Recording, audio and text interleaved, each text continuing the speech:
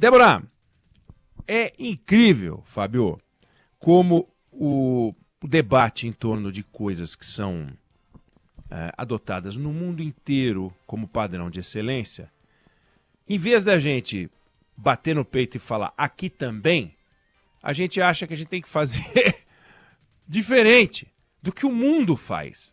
Olha, o Brasil quer entrar na OCDE. Por que o Brasil quer entrar na OCDE? O Brasil quer entrar na OCDE, que é o clube dos países desenvolvidos, para poder ser analisado e poder provar que tem números, indicadores aferíveis, que se pode conferir, números que podem ser checados, questionados. Tudo que não tem num país como a Venezuela, né? Não checam nem a eleição por lá. Aqui, a eleição, o que a gente cobra da eleição venezuelana aconteceu no Brasil, né? Você tem observadores internacionais que atestam a qualidade da eleição, coisa que não tem na Venezuela. Mas estou dizendo isso porque o Brasil tem esse sonho, essa vontade correta de querer fazer parte da OCDE e para isso tem um protocolo, uma série de coisas, para que a gente seja um país respeitado. Isso é muito importante. E uma das coisas que o mundo civilizado faz, há muito, é bonito falar assim, é o Banco Central Independente. Quem é que tem Banco Central Independente no planeta Terra? Só todos os países da Europa. Só todos os países da Europa. Porque lá tem o Banco Central Europeu, mas antes de ter o Banco Central Europeu, ao qual se submetem os bancos centrais, França já tinha Banco Central Independente, a Alemanha já tinha Banco Central Independente. Os países da zona do euro foram tornando seus bancos centrais independentes e aí então o Banco Central Europeu, que comanda o espetáculo do euro, também é independente. Então só todos os países da Europa que integram a zona do euro. O Reino Unido, que não integra a zona do euro mais, tem Banco Central Independente. A Suíça tem Banco Central Independente. Aqui do nosso lado, o Chile. Os Estados Unidos têm Banco Central Independente. Então, quando você pega a economia mundial, Europa, Estados Unidos, Banco Central Independente. Alguma coisa a mais a falar sobre isso? Algo que tem na Alemanha, que tem na França, que tem na Espanha, que tem em Portugal, que tem na Itália, que tem no Reino Unido, que tem nos Estados Unidos. É bom ou é ruim?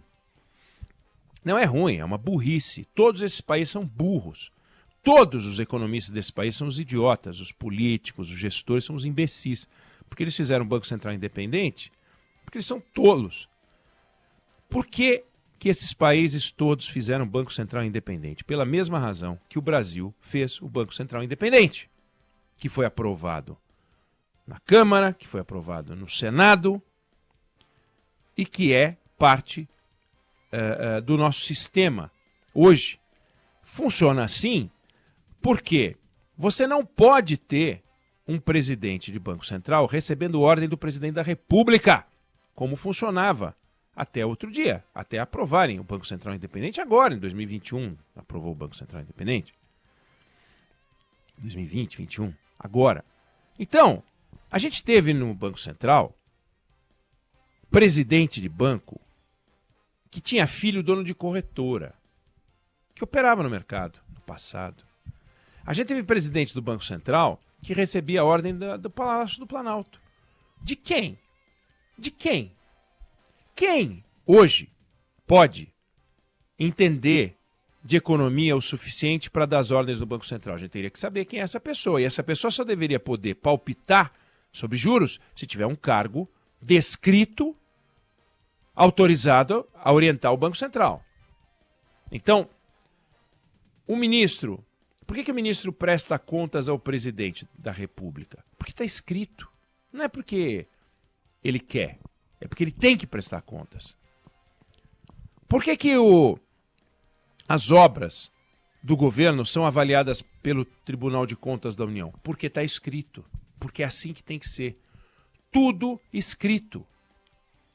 Então, se você não tem uma estrutura definida, e qualquer um pode pegar o telefone e ligar para quem quer que seja no Banco Central e mandar mexer nos juros, quem é essa pessoa que ligou?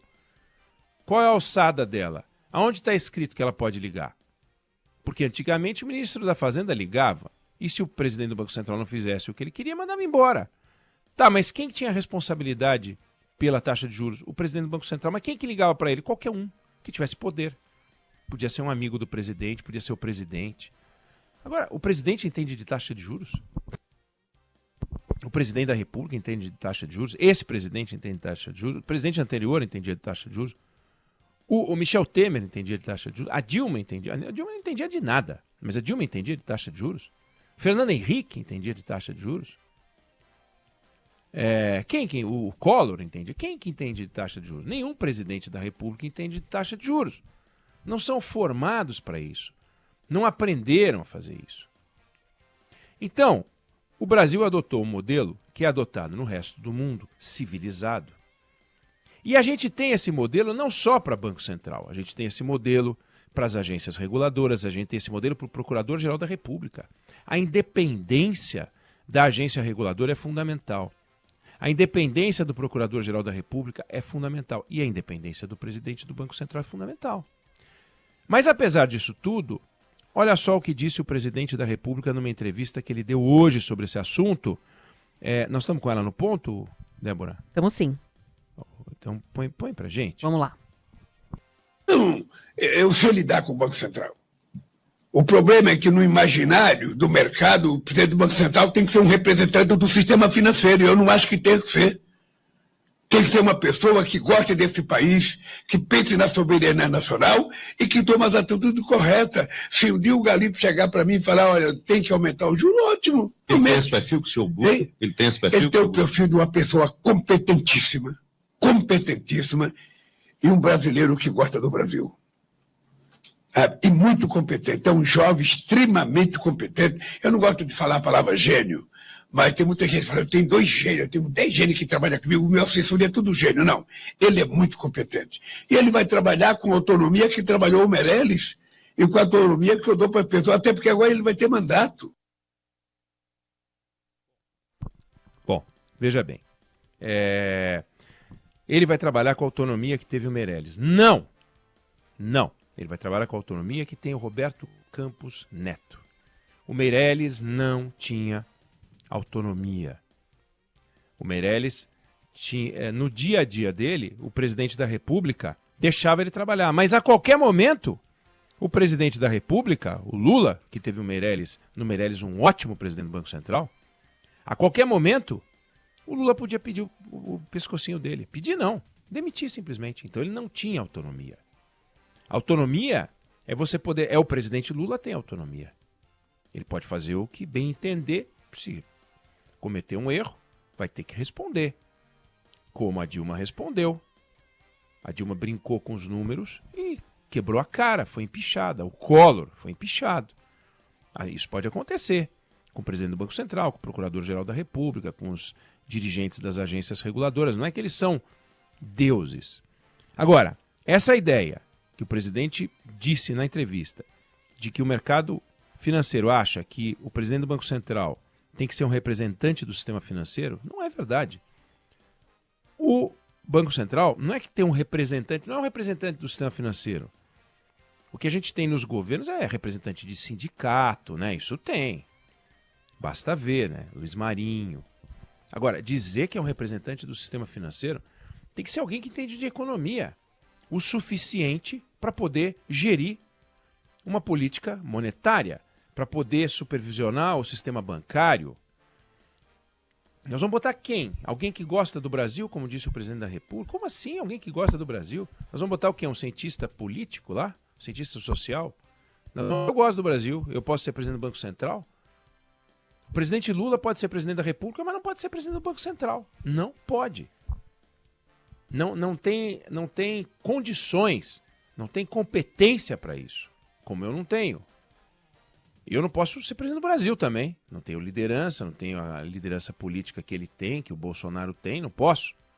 Mas presidente do Banco Central, o Lula não pode ser. O Jair Bolsonaro não pode ser. O Michel Temer não pode ser. A Dilma, pelo amor de Deus, não pode ser. Não deveria poder ser nada. Então, é óbvio que a autoridade monetária tem que ser uma autoridade monetária, tem que entender do que está falando. Como é que eu vou presidir o Banco Central se eu não entendo do que eu estou falando? Isso é uma loucura. Então é evidente que o presidente do Banco Central tem que ser alguém que entende de economia muito. Não esses aí que fazem umas faculdades de quinta, que gostam de cercar alguns políticos e tem solução rápida e fácil para tudo. Depois quebra o Brasil, aí tem que chamar os que realmente entendem de economia para arrumar. Aí depois que o Brasil é arrumado, aí qualquer um resolve achar que pode fazer o que quiser. Então é muito bom ver essa discussão. E outra coisa, essa história, se um dia o Galípolo chegar para mim e disser, o presidente tem que aumentar os juros, ele não tem que fazer isso. Ele não precisa falar com o presidente da República, ele não precisa atender o telefone do presidente da República. Vai atender, e deve atender por educação, mas não está na descrição de cargo, de função, falar com o presidente da República, nem dar bom dia, nem boa noite. Olha, presidente, se o senhor espirrar, saúde. Não existe isso. Isso é para puxar saco, para ministro, para assessor. Já contei essa história aqui, é bom lembrar. Fernando Henrique dizia, não tem nada melhor do que um áulico, um puxa-saco ao final do dia, quando você está com um copo de uísque, ele virar e dizer assim, presidente, posso falar uma coisa para o senhor? Claro, o senhor mandou bem demais na reunião hoje. O presidente do Banco Central tem que fazer isso com o presidente da República. Quando é que a gente vai aprender que as relações institucionais entre os poderes são entre poderes, não é bater papo, tomar cachaça e... Aê, meu irmão, brother, não é brother. Não tem brother no poder público. Cada um faz o seu.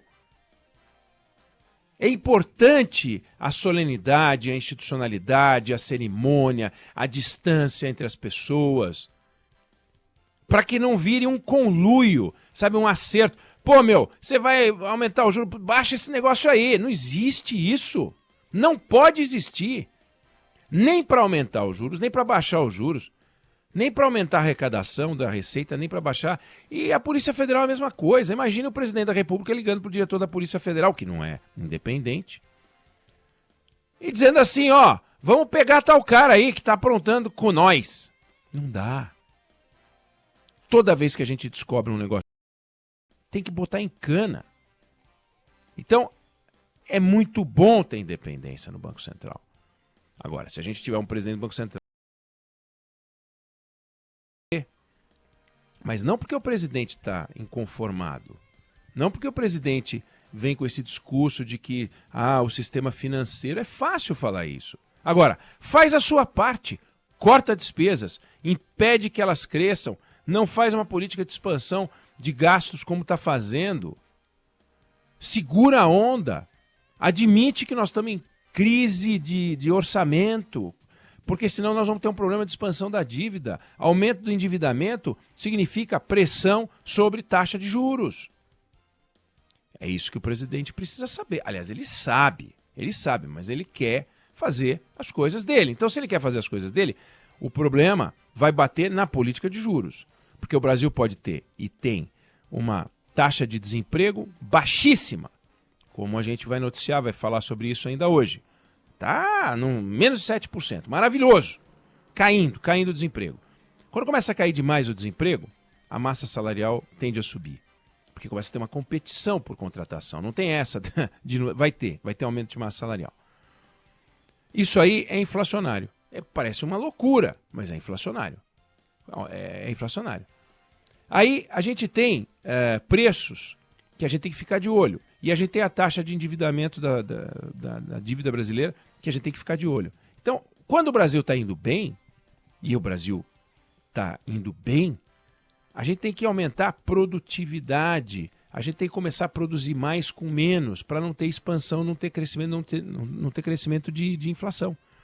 Então, é maluco, mas a direção do Banco Central, o Copom, né, o comitê, pode, de repente, precisar aumentar juros porque está sentindo que, com esses indicadores, alguns muito positivos, a gente pode ter um aumento de inflação. E não pode ter aumento de inflação, porque o mandato do Banco Central na política monetária é cumprir a missão de levar a inflação para o centro da meta, definido pelo Conselho Monetário Nacional, que é o governo.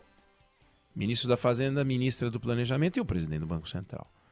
Então, o presidente da República fez um discurso político, ele sabe disso, mas sabe também que o mandato do Banco Central é a melhor garantia de que o governo não vai interferir também na política monetária. O governo já se mete em tudo e não vai interferir na política monetária. A política monetária, ela tem que ser a segurança da sociedade de que lambanças governamentais, abusos governamentais não vêm para o nosso bolso na forma de inflação, que rouba o dinheiro dos mais pobres. Agora, infelizmente, a ferramenta que a gente tem hoje, juros, deveria ter uma ferramenta na política fiscal. Não tem. Deveria ter uma ferramenta da produtividade. Infelizmente, não temos. Isso dá ao Galípolo uma grande responsabilidade, que é dele conosco, sociedade, e não com o presidente da República. Eu não sei se você concorda ou discorda, mas essa é a opinião que eu tenho sobre o assunto.